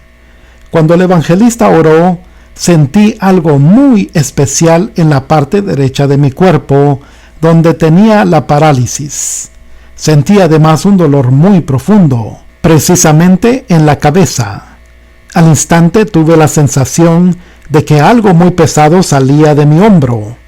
Comencé a gritar como un animal y, según me contaron después, quedé suspendida en el aire por unos segundos. De inmediato me llevaron al área de liberación, donde me pedían que perdonara a quien odiaba, pero no quería hacerlo. Cuando el hermano Anacondia vino personalmente a orar por mí, al tomarme las manos y mirarme, me dijo: si no hay perdón y sentimientos de paz en tu corazón, nada de lo que hagas podrá ayudarte. Sentí que Jesús estaba allí. Al instante entendí que tenía que perdonar a mi esposo para terminar con mi sufrimiento y recibir libertad. Así lo hice y sané físicamente. La parálisis desapareció, las hemorragias terminaron, mi columna encorvada se enderezó, se normalizó el funcionamiento de mis riñones y de los demás órganos afectados. Desde ese día me entregué al Señor con todo mi corazón. Dios restauró mi matrimonio, mi esposo conoció al Señor y hoy juntos somos líderes de un grupo de crecimiento en nuestra congregación. Hace poco tiempo le hablé de Dios a la joven con la que mi esposo me había sido infiel. Ella se arrepintió y hoy se congrega en otra iglesia evangélica. Restauración dental. En una oportunidad, mientras ministraba a las personas que se habían acercado a la plataforma, oré por un joven de 18 años. Al imponer mis manos sobre su cabeza, el muchacho se estremeció y se echó hacia atrás. Enseguida me di cuenta de que un espíritu demoníaco estaba en él. Me acerqué y le pregunté, ¿cuántos demonios son? Entonces me respondieron a través de la boca del muchacho, somos muchos. Le pedí a un camillero que lo llevaran al área de liberación para que fuera ministrado. Al finalizar la reunión fui a ver lo que sucedía con este joven que me había llamado tanto la atención. Luego de una intensa lucha contra las potestades demoníacas, fue liberado. Cuando concluimos la oración, nos relató su vida. Había conocido al Señor hacía muchos años y se había apartado. Cierto día el mismo diablo se cruzó en el camino hacia su casa y le habló. Tomó la Biblia que el joven llevaba en la mano y la rompió en 1000 pedazos delante de su vista. Entonces le dijo al muchacho, ¿tú quieres dinero, fama y poder? Yo te lo voy a dar. Y para demostrarte mi poder, te voy a arreglar esa muela que tienes cariada. Así fue que introdujo el dedo en la boca del sorprendido joven y con una pasta negra le reparó esa muela. Tal fue la admiración del muchacho que hizo un pacto ese mismo día con Satanás. La noche que el joven vino a la campaña, debía entregar al diablo su primer y único hijo en sacrificio. Satanás le había dado en sus manos la villa miseria donde vivía. Allí podía mandar, tener poder y dinero. Dirigía diversas bandas de gente de mala vida de la zona. El diablo también le entregó una cruz con una mancha roja en el centro para que el muchacho la tuviera siempre en la mano e invocara el poder diabólico cuando lo deseara. Esta le daba al joven un gran poder cuando la apretaba entre los dedos. A eso se debía que tuviera a toda la villa bajo sus órdenes. Sin embargo, Dios quería que aquel joven tuviera una oportunidad y lo llevó a la campaña esa noche. En el momento que oré por él, apretó la cruz, pero esta vez no le funcionó. Tal fue el choque de poderes en esta oración que la cruz que tenía entre las manos salió despedida. Las horas comenzaron a pasar a medida que orábamos por él. Cerca de la medianoche el muchacho comenzó a desesperarse. Debía entregar su primer hijo en sacrificio a Satanás esa noche. En plena oración de liberación, el diablo me dijo a través de la misma boca del joven, le voy a quitar la vida, le voy a parar el corazón y lo mataré. Tal era el grado de lucha espiritual que en ese instante el joven dejó de respirar. Entonces le pedí a Dios con toda mi fe que le devolviera la vida. Así sucedió. Después de esto quedó libre y pudo contar públicamente todo lo vivido. Al relatarme la historia de la muela que Satanás le empastó, tomé aceite en mi dedo y lo puse en ese lugar y dije, en el nombre de Jesús, deshago toda obra del diablo. Algo asombroso sucedió. La amalgama se deshizo y se derritió al instante. Entonces pensé, si esto está haciendo el diablo en la gente, voy a orar para que a través del poder de Dios las obras del diablo sean deshechas. Así fue que comencé a orar por las caries, y miles de personas han recibido restauraciones dentales con diferentes tipos de materiales, algunas de ellas en oro. Dios hace milagros asombrosos. Satanás trajo el pecado al mundo y luego llegaron la enfermedad y la muerte como consecuencia. Cristo vino para deshacer las obras del diablo, y una de ellas es la enfermedad. Por lo tanto, podemos creer que Él sanará nuestras enfermedades hoy. Cristo llevó nuestros pecados y nuestras enfermedades. Acéptelo, usted puede ser sano. Dios puede convertir su enfermedad en un asombroso milagro de sanidad. En este capítulo deseo dejarles una oración para todas las personas que necesitan sanidad. Les ruego que pongan sus 2 manos sobre la enfermedad y repita en voz alta esta oración. Ponga en acción toda su fe y crea fielmente en nuestro Señor Jesucristo. Padre, mi alma te alaba y te glorifica. Padre del cielo, he aquí estoy delante de tu divina presencia. Padre, te ruego que tengas piedad y piedad de mí, en el dulce nombre de Jesucristo. Padre, comienza a tocarme. Ahora, Dios mío, comienza a tocar mi cuerpo enfermo. Tócame, Jesús. Padre bueno, toca con poder la enfermedad que tengo en mi cuerpo. Tócala, Jesús, por el poder de tu palabra. Espíritu Santo, comienza a moverte en mi vida. Continúa sanando y limpiando mi cuerpo, Señor. Poder de Dios, aleluya. Y por sus llagas he sido curado. Amén y amén. Capítulo 15. El mundo para Cristo. Santa Cruz, Bolivia. Estimado Armando Anacondia, mis saludos para usted y su familia. He decidido escribirle para que conozca mi testimonio. Algo glorioso sucedió en mi vida y deseo que sepa lo que Dios hizo conmigo y con mi familia a través de su vida. Mi nombre es Jagpal Singh Dhaliwal. Nací en 1969 en el noroeste de la India, en la ciudad de Punjab, Ludhiana. Me crié y crecí en la religión del sikhismo. Creía en 10 profetas y en la reencarnación de las vidas, pero algo sucedía en mi corazón que no me permitía aceptar esa creencia. Día a día me preguntaba, ¿de qué sirve llevar esta vida si uno tiene que morir para luego convertirse en una planta o en un animal? No encontraba el motivo y la lógica para ello. Había un gran vacío en mi vida. Busqué ayuda en el hinduismo, luego en el budismo, practiqué yoga, pero nada cambiaba mi sentimiento interno. Los años pasaron y mi familia peleaba cada día más. Mi madre era profesora y mi padre militar.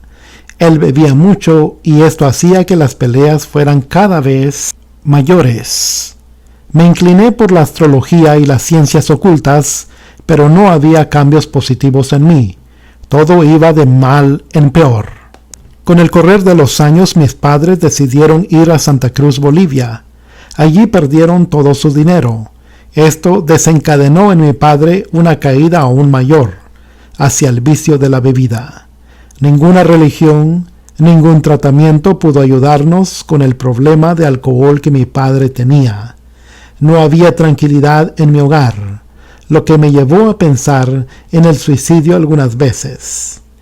El 10 de agosto de 1991, un amigo me invitó a una campaña cristiana. Usted era el predicador.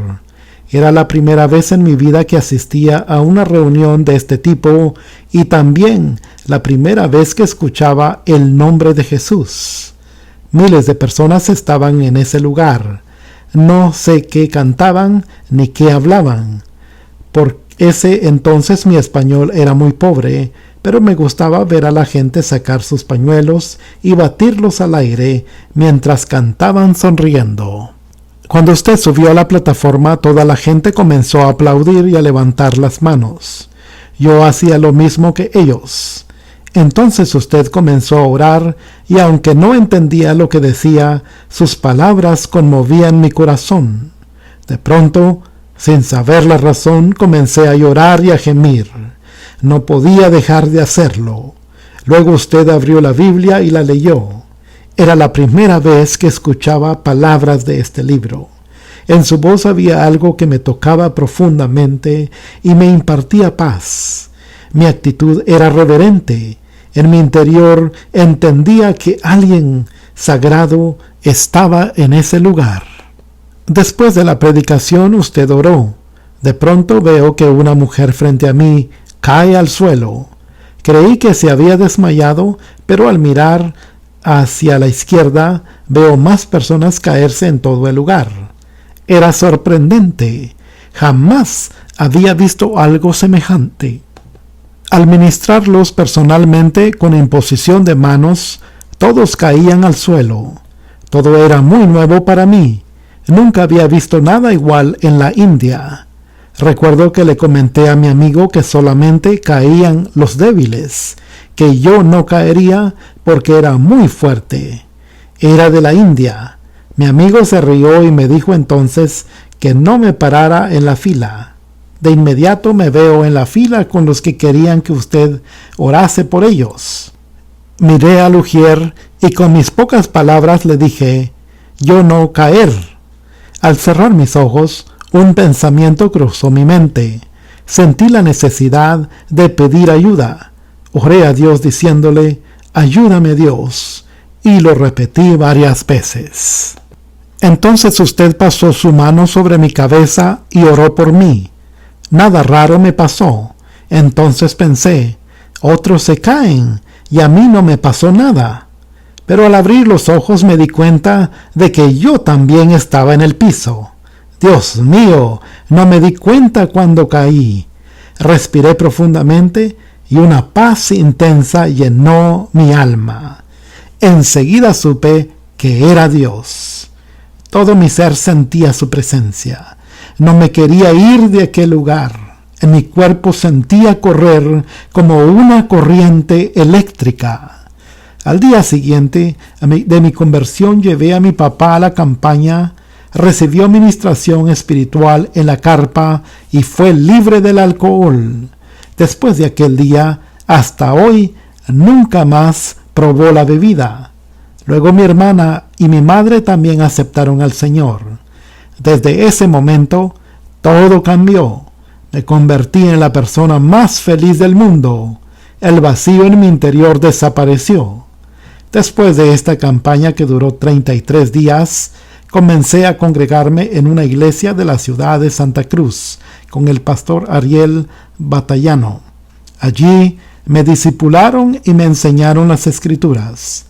En 1992 me bauticé en aguas.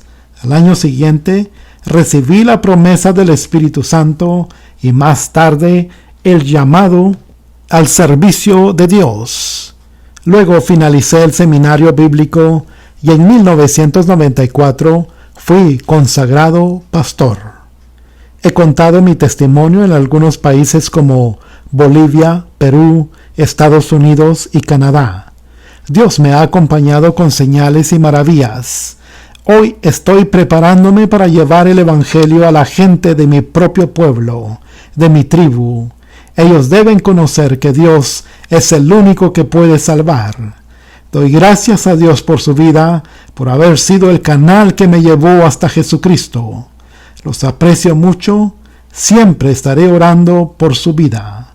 Su hijo espiritual, Yakpal.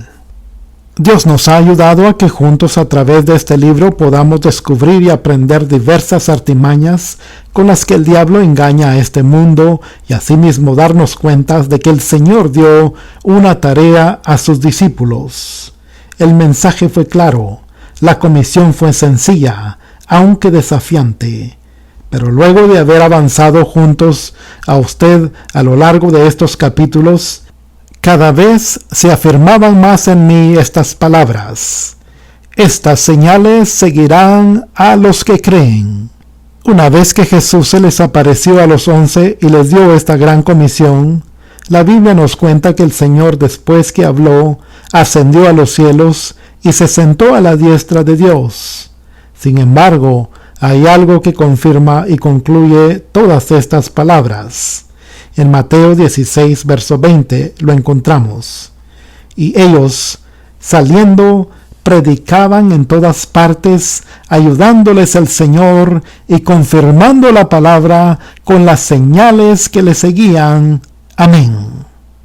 Estas palabras avalan y confirman a todos los que están trabajando por las almas perdidas. Los discípulos salieron a las calles a cumplir con lo que Dios les encomendó, pero el Señor siempre estuvo con ellos ayudándolos, incluso confirmando con señales todo lo que Él les había dicho. Nuestro desafío hoy es que el enemigo está arrebatando al mundo. Las calles están llenas de personas sin rumbo, desorientadas en la vida, buscando el camino que nosotros ya hemos encontrado. ¿No cree que es tiempo que ellas también conozcan la verdad? En nuestras manos está la autoridad, la unción, el poder y las señales. Nunca olvide que al igual que con los discípulos, el Señor estará con nosotros donde quiera que vayamos, avalando el trabajo y confirmando con estas señales, la palabra. El corazón de Dios está dolido por la oveja perdida. Día a día miles de almas mueren en manos de aquel que solo los ha engañado, y lo más triste es darnos cuenta de que muchos de ellos aún no han oído el Evangelio. No permitamos que padezcan más.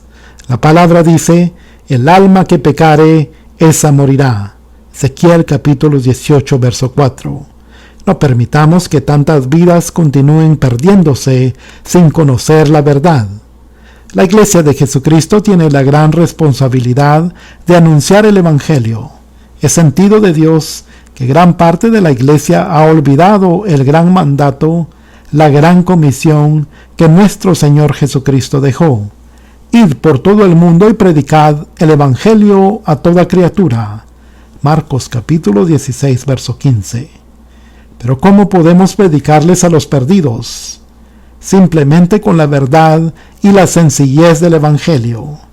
Ellos están cansados de fracasos, de mentiras. Se sienten sin esperanzas y con gran necesidad. No podemos ir solo con palabras. Perdieron la confianza aún en lo que tienen investiduras de poder y autoridad. Los han defraudado y no han cumplido sus contratos y promesas. Pero la Biblia nos dice que Dios siempre cumple lo que promete. La Iglesia no puede salir a hablar al mundo con las manos vacías. El apóstol Pablo dijo, ni mi palabra ni mi predicación fue con palabras persuasivas de humana sabiduría, sino con demostración del Espíritu y de poder. 1 Corintios capítulo 2, verso 4. Debemos predicar con verdadera unción. No podemos permanecer más en una actitud pasiva. Necesitamos tener un mensaje lleno de poder y de la virtud de Dios para que se manifiesten las señales. Sabemos muy bien que si el poder no es de Dios, no tiene frutos. No hay señales que demuestren por quién estamos avalados. El mismo Cristo nos dijo que íbamos a recibir poder cuando viniera sobre nosotros el Espíritu Santo. Él será el encargado de ungir personalmente a cada cristiano. De esta manera tendremos la facultad de ganar a otros para Cristo. Cada uno debe hacerlo desde el lugar donde Dios lo ha puesto, ya sea en una gran plataforma, una pequeña iglesia o desde un sencillo trabajo. Debemos predicar con poder un evangelio explosivo. Ahora piense, ¿qué sucedería si a este poder explosivo se le agrega autoridad? Ya hemos leído en capítulos anteriores sobre la autoridad que se nos ha delegado por Cristo. Puedo asegurarle que si usted predica el Evangelio de nuestro Señor Jesucristo con unción, poder y autoridad, nadie permanecerá indiferente. Las señales que lo acompañarán serán tan impactantes que nadie podrá pasarlas por alto. Propóngase este desafío. No continúe insensible a las cosas espirituales. Prepárese para un cambio. Busque ese poder que el Señor nos promete. Busque esa dinamita explosiva que el Espíritu Santo depositará en usted. Este poder hará eficaz nuestras palabras. Las 5 facetas de la Gran Comisión. En la Gran Comisión que nuestro Señor nos ha dejado, hallamos 5 puntos que marcan específicamente las señales que acompañarán a aquel que la lleve adelante. Salvación. La primera faceta de esta Gran Comisión es la salvación y está implícita en las palabras: id por todo el mundo y predicad. Esto debe hacerse para que todos sepan que Dios tiene una respuesta a todas las necesidades y una oportunidad de encontrar la vida eterna en Cristo Jesús. Liberación. El segundo aspecto es la liberación, y lo hallamos en la frase «echarán fuera demonios». Debemos estar completamente seguros de nuestra autoridad como hijos de Dios sobre las huestes diabólicas. Podemos reprender al diablo con autoridad y enfrentarlo con estas palabras: «Oíme bien, Satanás, a ti te digo que salgas de esta vida y que la dejes libre». Investidura. En tercer lugar, llegamos a la plenitud del Espíritu. Esta es la investidura que todos necesitamos de Dios. Hemos recibido por gracia este don inmerecido. El fluir del Espíritu Santo debe estar sobre, en y a través del cristiano nacido de nuevo. Implica una vida llena de propósitos y sentido. El Espíritu Santo es el que nos orienta y dirige en nuestro peregrinaje terrenal. Cobertura espiritual. El cuarto principio es la cobertura espiritual que tenemos en Cristo. Cuando dice, cosa mortífera no les hará daño, vemos que una cobertura sobrenatural envuelve nuestro cuerpo, tanto física como espiritualmente. Aunque las fuerzas del mal planeen cómo destruirlo, su vida estará totalmente cubierta. Esta será entonces otra señal por la que todos los que lo están observando verán la protección divina sobre su vida y la de su familia. Sanidad. Por último, el quinto aspecto es la sanidad. El Señor dijo a sus discípulos: «Sobre los enfermos pondrán sus manos y sanarán». En un mundo donde las enfermedades son una de las causas más grandes de preocupación, donde día a día aparecen nuevos virus incontrolables y bacterias destructivas que no respetan edad, sexo ni clase social, la sanidad divina es una de las señales por la que se acercan las personas a las reuniones cristianas. Al igual que en el tiempo de Cristo, las multitudes continúan en busca de un milagro sanador y usted tiene la obligación de presentarles al sanador. Señales para ser identificados. Las señales deben seguir a la iglesia para que el mundo crea en la predicación de la palabra de Dios. El diablo, nuestro enemigo, no cesará en el intento de destruir la obra de Dios, pero no debemos temerle. Durante una campaña en la ciudad de La Plata recibimos la siguiente noticia: todos los brujos y hechiceros de la ciudad y de Ensenada, una ciudad vecina, pidieron ayuda a sus colegas de Paraguay y Brasil para impedir la bendición de Dios y además poder destruir lo que el Señor estaba haciendo en este lugar. Realmente sentí como humano que el temor quería invadirme, pero una voz del cielo me dijo al oído: «Os doy potestad para hollar toda fuerza del enemigo y nada os dañará». Esta es la herencia de la Iglesia de Jesucristo. La hora ha llegado para que juntos levantemos la obra de Dios, sabiendo que las señales seguirán a los que creen, para que el mundo que no conoce a Jesucristo crea en Él. Su palabra es autoridad hoy y siempre. Opera en el momento conveniente conforme a su voluntad. No obstante, ofrece la posibilidad de actuar en base a la fe, como lo dice el apóstol Pablo, según el poder que actúa en nosotros. Efesios capítulo 3, verso 19. De manera que le presenta el desafío a cualquiera que se anima a creer, especialmente a la iglesia, que debe actuar en plena certidumbre de fe, no solo para hollar al enemigo, sino también para alcanzar protección. La hora ha llegado. En 1981 recibí un mensaje de parte de Dios que decía: «Pronto, pronto, pronto, gran avivamiento para Argentina. Argentina será mía, dice el Señor». Hoy, con el paso de los años, vemos como el Dios Todopoderoso movió y continúa moviendo mi querida patria hacia el cumplimiento de esa profecía.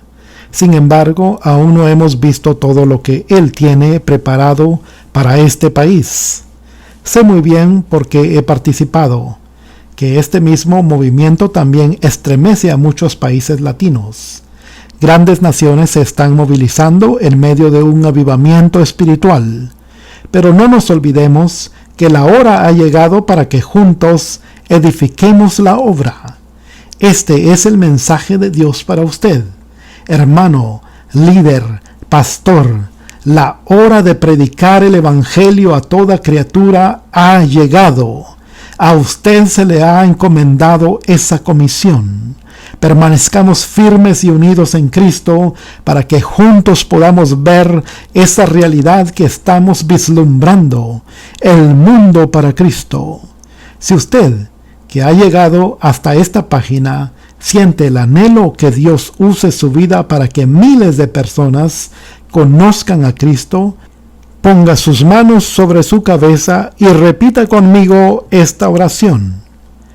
Padre que estás en los cielos, vengo, Dios, a ti en este día a suplicarte que la misma unción y el mismo poder del Espíritu Santo que movió a tantos hombres de fe y que moró en ellos, que ungió a Jesucristo con Espíritu Santo y poder, esté sobre mi vida en esta misma hora.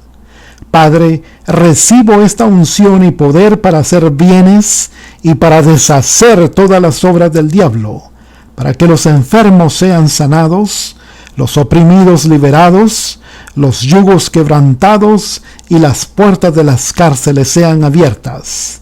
Padre, recibo ahora mismo la unción y el poder que viene de ti. Señor, me pongo en tus manos. Usa mi vida. Hazme un ganador de almas. Me comprometo a hacer tu perfecta voluntad en todas las cosas. En el nombre de Jesús. Amén. ¡Fuera, Satanás, ahora! ¡Demonio de magia negra! ¡Suelta, diablo, de vida! ¡Suelta! ¡Suelta! ¡Suelta! En el nombre de Jesús de Nazaret. Ahí está. ¡Suéltala! En el nombre de Jesús. Rompo las cadenas ahora. Rompo las cadenas ahora. ¡Fuera,